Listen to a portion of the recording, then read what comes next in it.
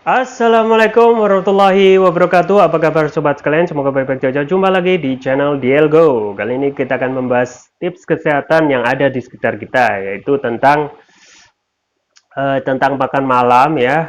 Yang kita ketahui bahwasanya makan malam adalah seorang pantangan ya, pantangan yang biasa dihindari oleh seseorang dari kita ketika kita ingin menjaga tubuh kita agar tidak nambah berat badannya atau overweight gitu ya. Bagi yang bisa mengontrol itu enak ya, tetapi bagi yang tidak bisa mengontrol itu bahaya gitu ya.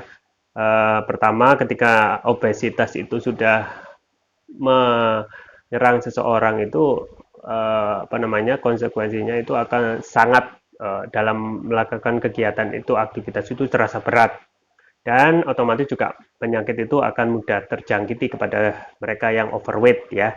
Makanya salah satu cara untuk menghindari kegemukan adalah menghindari makan malam ya. Ada 10 cara yang ingin kita bagikan, yaitu ada 10 cara makan malam yang tidak bikin gemuk ya. Kalau sebagian dari kita itu memang menghindari makan malam ya. Ada banyak informasi yang ada di kepala kita mengatakan bahwasanya ketika sudah malam itu jangan sampai makan.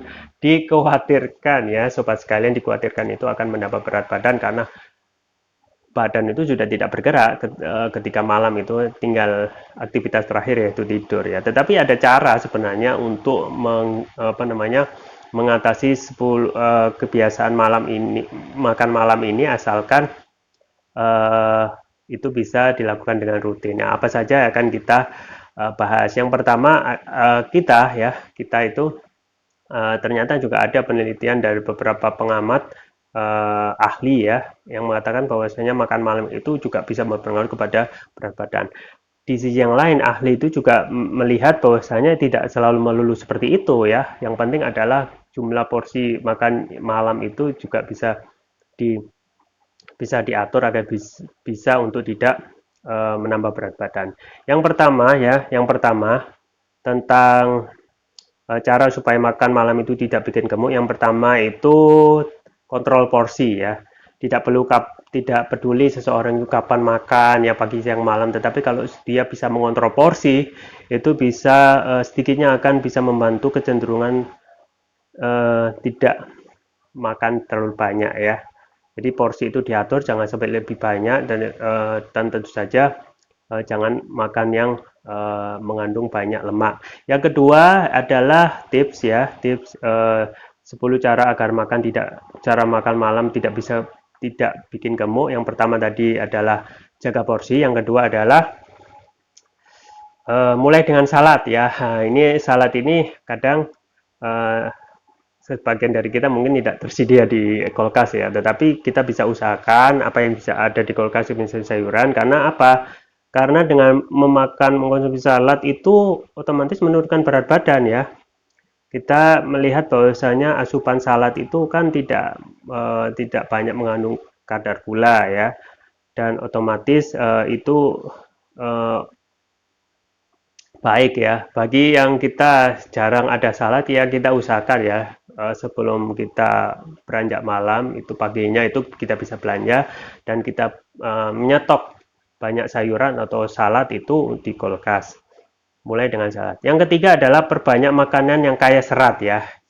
Jadi kaya serat itu banyak ya. Terus selain serat sayuran yang tadi, ada juga serat yang macam-macamnya banyak. Misalnya tentang buah itu ya, seratnya itu banyak ya. Serat itu karena merupakan nutrisi yang paling ramah diet ya. Dan dalam proses penurunan berat badan, tentu saja serat ini sangat dibutuhkan oleh tubuh ya.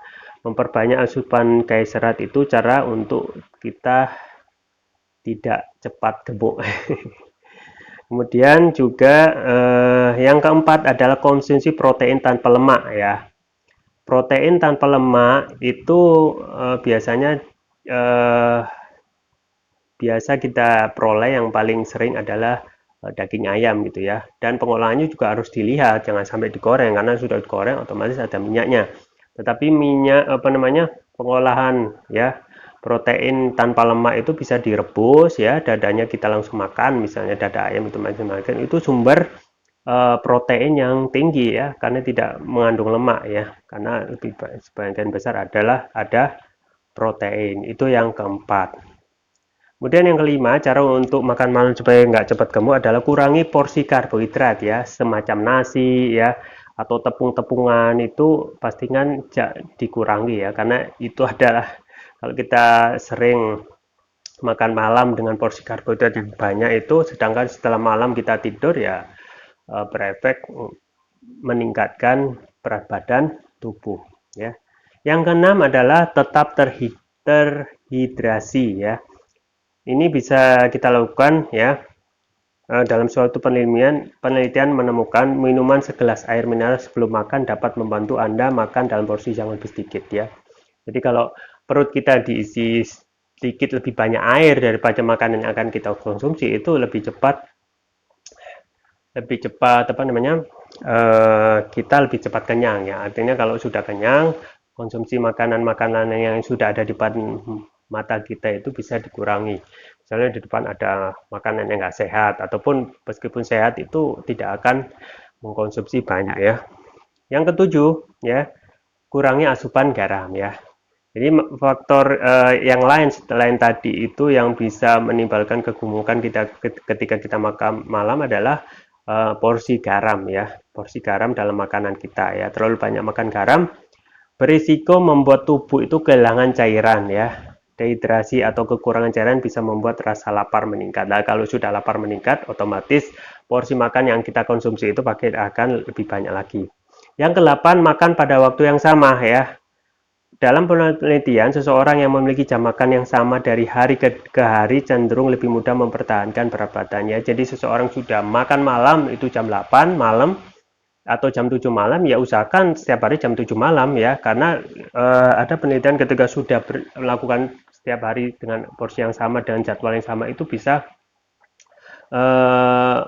mempertahankan berat badan ya. Kalau tidak teratur itu berisiko memicu kelebihan berat badan ya, tekanan darah tinggi dan diabetes tipe 2. Yang ke-9, makan dengan duduk. Sobat sekalian, selain makan dan waktu yang sama yang sebelumnya disebutkan, duduk di meja saat makan itu juga dapat membantu mempertahankan berat badan.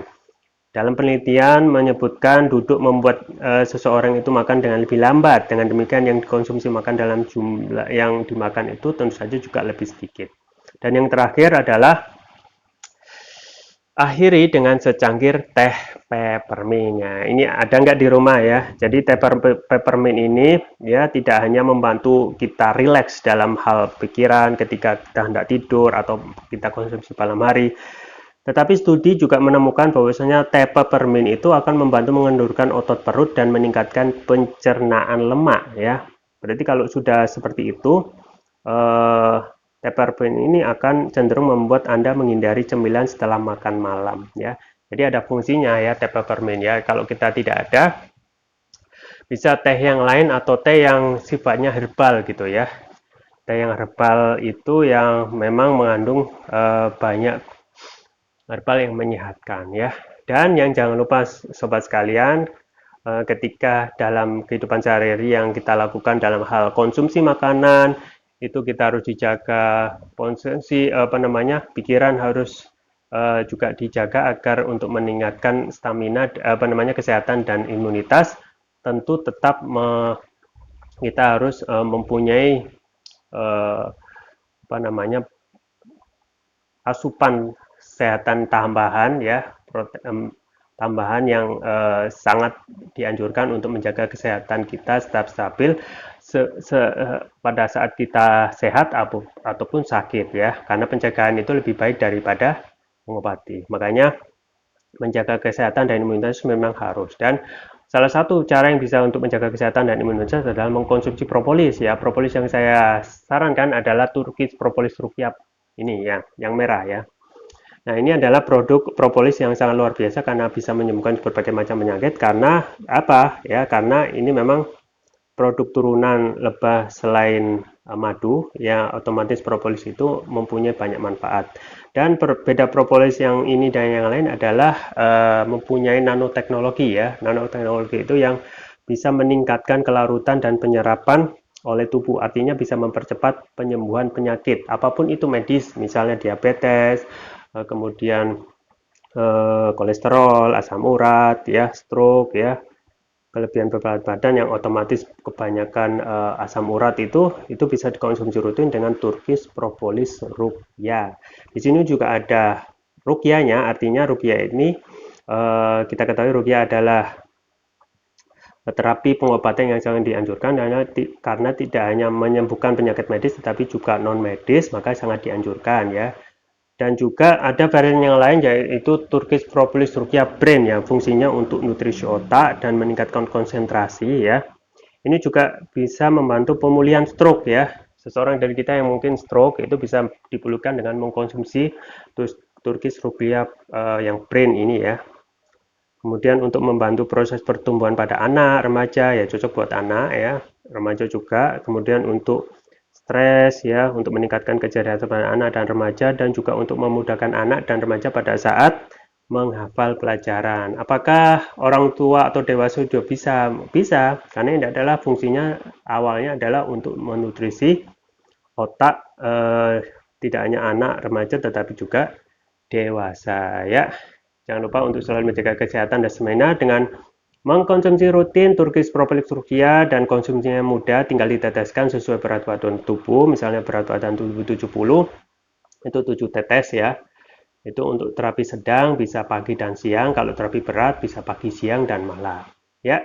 Jangan lupa untuk terus menjaga kesehatan dan imunitas dengan mengonsumsi Turkish Propolis Ruqyah. Link pembelian ada di deskripsi atau kunjungi toko online kami di Elgo, di Tokopedia, dan Shopee. Ya, itu yang bisa saya sampaikan. Semoga bermanfaat. Saya Rahmat Romini. Jangan lupa like, share, dan subscribe. Sampai jumpa lagi. Wassalamualaikum warahmatullahi wabarakatuh.